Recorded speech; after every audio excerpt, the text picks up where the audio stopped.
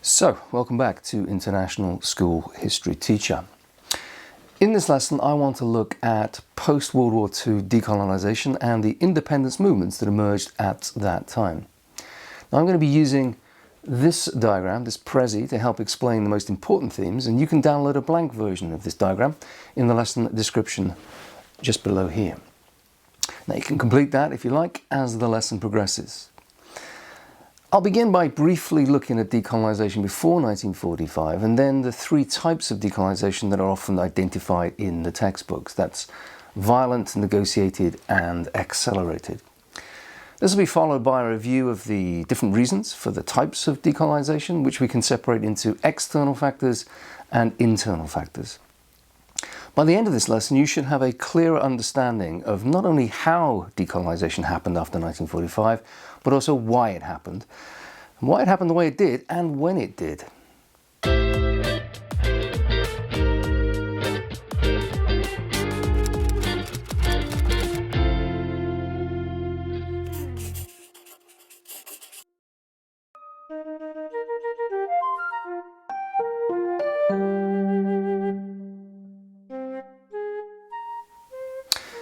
The first thing we need to understand is what was going on before 1945. Now, this map provides us with a good starting point. We can see in the different colours the imperial powers in Africa and Asia in the period before 1945, the Dutch, the British, the French, etc.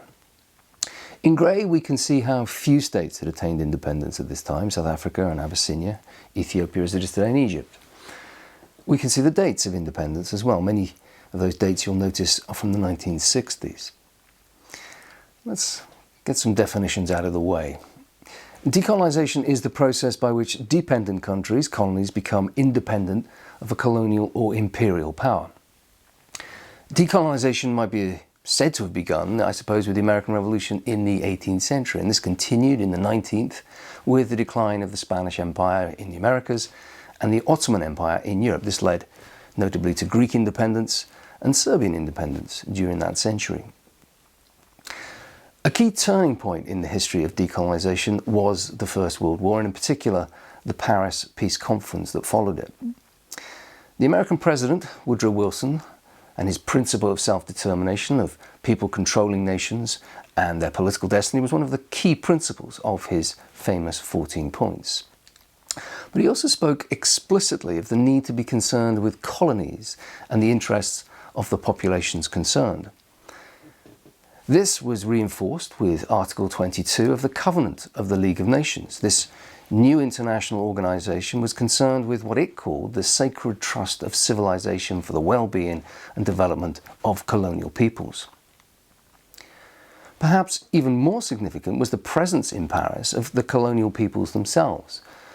The first Pan-African Congress, funded by the US National Association for the Advancement of Coloured People, was given permission to meet in Paris by President Clemenceau himself. The group's major demand was to end colonial rule and racial discrimination. It stood against imperialism and it demanded human rights and equality of economic opportunity. Now, one of my favourite images from Versailles in 1919 is of this pastry chef.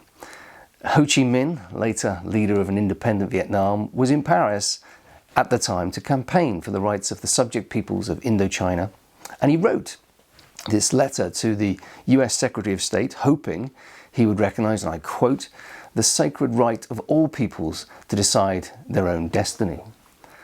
In 1919, the answer was no. The nature of decolonisation after 1945, for example, whether the process was violent or peaceful, or whether it was fast or slow, often reflected what had been going on internally within the empire before 1945. One of the first political independence movements, the Indian National Congress, was founded as early as 1885, and power had gradually shifted away from British direct rule through a series of landmarks, which culminated in the Government of India Act in 1935. In the Dutch East Indies, Sarakat Islam became the first large-scale nationalist organisation campaigning for political independence in the region. The first party congress was held in Surabaya even before the First World War. Moving on now to look at the nature of decolonisation, we can outline the traditional French textbook classification of three forms of decolonisation, that is, violent, negotiated and accelerated. And from there we can move on to look at some of the possible reasons for the differences. Violent decolonisation is characterised by the physical clash between the colonial power and the independence movements. This was the case in Indonesia, in French Indochina, Algeria and in Kenya. In negotiated decolonisation, we're looking at independence movements that achieve their aims through a series of diplomatic negotiated stages. This includes the example of India, Tunisia, Ghana and Tanzania. And finally we have the example of accelerated decolonisation. If you remember the map with which we began this film, we saw that many countries, especially in Africa, attained independence during the 1960s. This decolonisation happened very quickly after the Suez Crisis and the war in Algeria.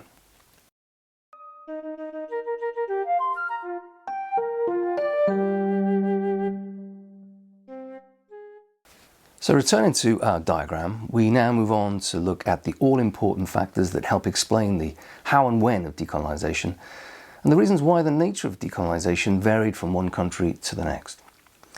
I've separated these factors into internal and external factors, which is something examiners are keen to ask students to consider.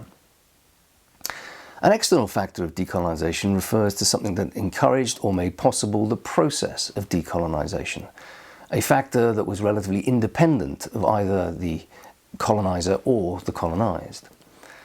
Often an external factor provided a context that might enable or hinder the process of decolonisation. External factors often explain when and why decolonisation happens, and this becomes clear when we look at some of the examples of what I mean. The first example is the Second World War. This was clearly an important external factor. The defeat and occupation of European colonial powers such as France and the Netherlands provided anti-colonial liberation movements with an opportunity to assert their independence and to fine-tune their political and military tactics, often against the new occupying power, Japan. After the war, European colonial powers struggled to maintain their global influence because of the economic problems they faced. In an age of post-war austerity and international debt, Britain and other European powers often lacked the political resolve to maintain the economic burden of maintaining an empire. Thirdly, the success of the Indian independence movement helped create an anti-colonial climate of international opinion and a domino effect as countries successfully asserted their independence and inspired others to follow them. The new global world order of the Cold War saw a world dominated by two superpowers defined by their opposition to European colonialism. This was made painfully clear to Britain and France in 1956 when they tried to maintain their control over the Suez Canal. The Egyptian leader Nasser was able to defy the colonial powers because the Soviet Union and the USA forced Britain and France to withdraw. Which brings us to the final external factor, the United Nations, which led the political pressure against Britain and France and supplied the peacekeeping troops that policed the post-crisis Israeli-Egyptian border. The UN was founded on the principles outlined in the Atlantic Charter of 1941. In the words of the historian Caroline Elkins, the independence genie was out of the bottle, and it was the Atlantic Charter that had set her free. The third common principle of the Charter stated that it is the right of all peoples to choose the form of government under which they will live.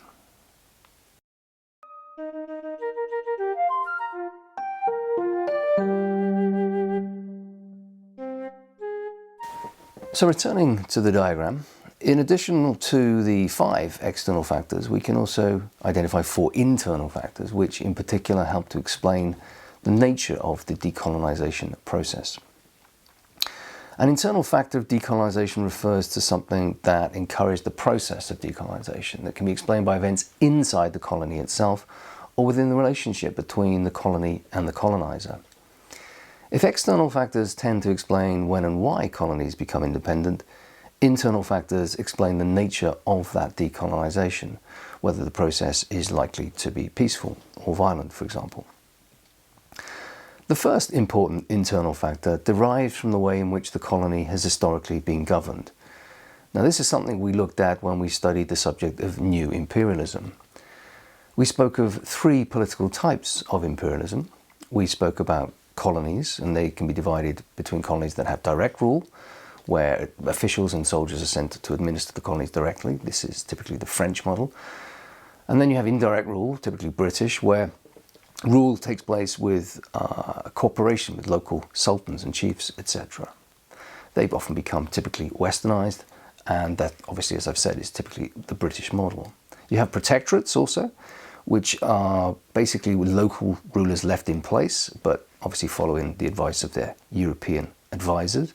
And then finally, spheres of influence, areas outside, obviously, of the direct control, but expecting exclusive investment or trading privileges to be maintained with the European or American powers.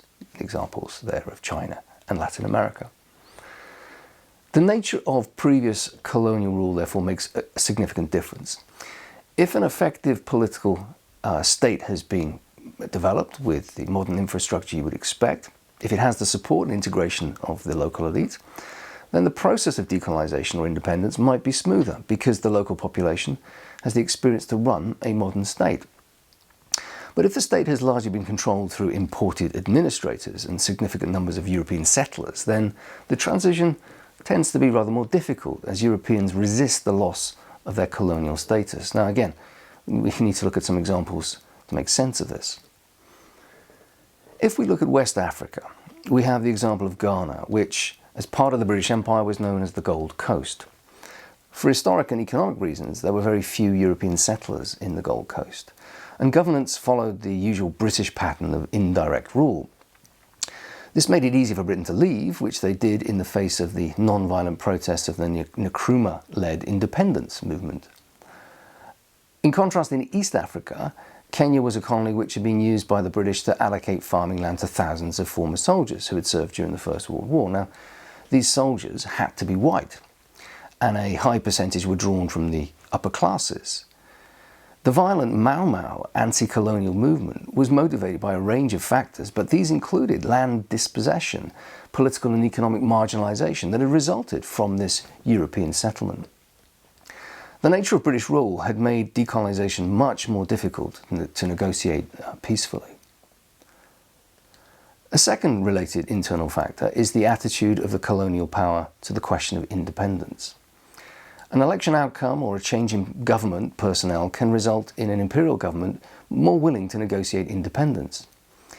The 1945 election defeat of Churchill's Conservatives and the coming to power of a Labour government committed to Indian decolonisation clearly contributed to India becoming independent in 1947.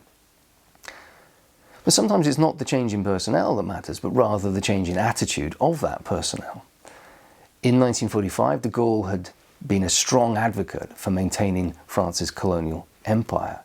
He was committed to upholding France's colonial status in Indochina, but by the time he made his famous speech in Brazzaville in 1958, his attitude to decolonisation had changed entirely. By this point, he was much more willing to accept decolonisation. A third key internal factor is the level of socioeconomic development of the colonies themselves. A growing middle class, high levels of literacy, a civic, perhaps national culture, and the existence of mass media are all indicators that a genuinely popular independence movement might be created. For example, the significant growth in literacy in India in the years before the Second World War allowed for greater awareness and understanding of the impact of colonialism, as well as a greater ability to organise and advocate for decolonisation. The final internal factor is the existence of an organised popular movement or political party dedicated to the goal of independence itself. Organisations such as the Congress Party in India, the Convention People's Party in Ghana, or the National Liberation Front in Algeria campaigned, often illegally, for the creation of a state independent of colonial influence. Without well-organised revolutionaries, revolutions are much less likely to be successful. So that is how the internal factors, along with the external factors, help to explain why, how, and when decolonisation happened in Africa and Asia after 1945. Thanks for watching. Architecture.